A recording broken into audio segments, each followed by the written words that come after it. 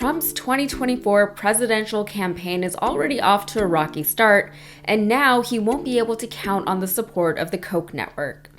I'm Yasmin Khan with the breakdown, and the Koch brothers were a formidable and divisive force in American politics. Even as one of the brothers is now deceased, the Koch Network is still an active political entity, specifically through its group, Americans for Prosperity Action. They're the ones who support Moms of Liberty, who created the Tea Party. That's the money behind it. When you look at Moms of Liberty, when you look at the Great Barrington Declaration, the anti-vax movement, the Reopen the Schools movement, that was all the Koch brothers. Brother. Who knows? The group announced earlier this week that it would be taking an active role in the GOP primaries leading up to the 2024 election. Its CEO, Emily Seidel, wrote, quote, "The best thing for the country would be to have a president in 2025 who represents a new chapter. AFP Action is prepared to support a candidate in the Republican presidential primary who can lead our country forward and who can win." I will continue to have failures, but not that one, and hopefully not that severe. The Kochs and Trump haven't always seen eye to eye in the past, with Trump tweeting in 2018 that they, quote, "have become a total joke in real Republican circles." Still, this was after AFP Action hired 650 staffers to phone bank and door knock for Trump leading up to the 2016 election.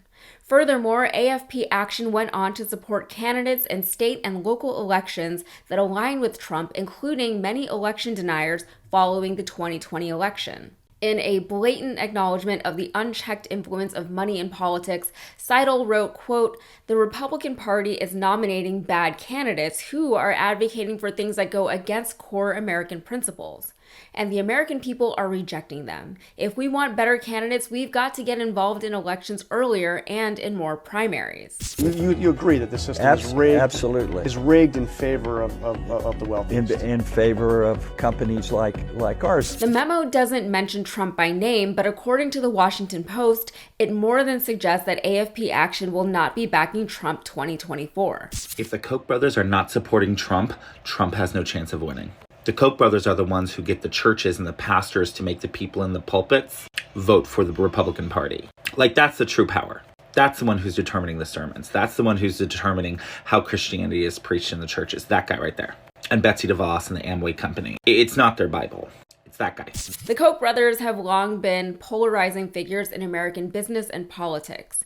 When David Koch died in 2019, the news of his death was met largely with apathy from the left because apathy was the most polite response the left could muster. Still, as far as legacy is concerned, the remaining brother, Charles Koch, along with AFP Action, continues to have inflated influence over American society.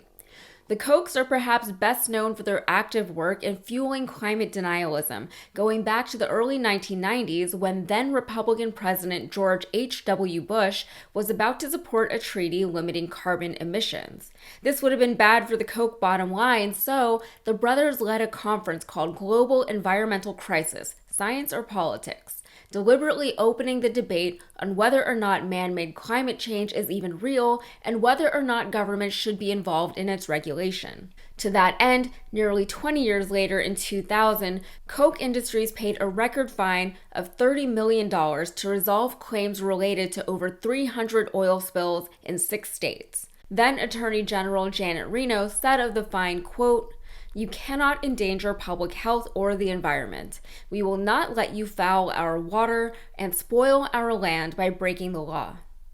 Then in 2014, a study from the University of Massachusetts Amherst found that Koch Industries produced more greenhouse gas emissions than Chevron, Shell, and Valero. Now, for all of that, journalist Christopher Leonard, author of Kochland, said that the company is unboycottable in that it's the third largest producer of nitrogen fertilizer, something the modern food industry simply could not exist without. You literally have to not eat anything, which is a level of commitment to a cause that I don't think anyone could realistically sustain.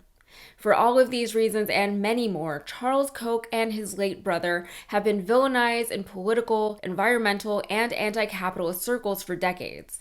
But perhaps the most dangerous thing about Charles Koch, who is a self-proclaimed libertarian, is his general disdain for governments and democracy.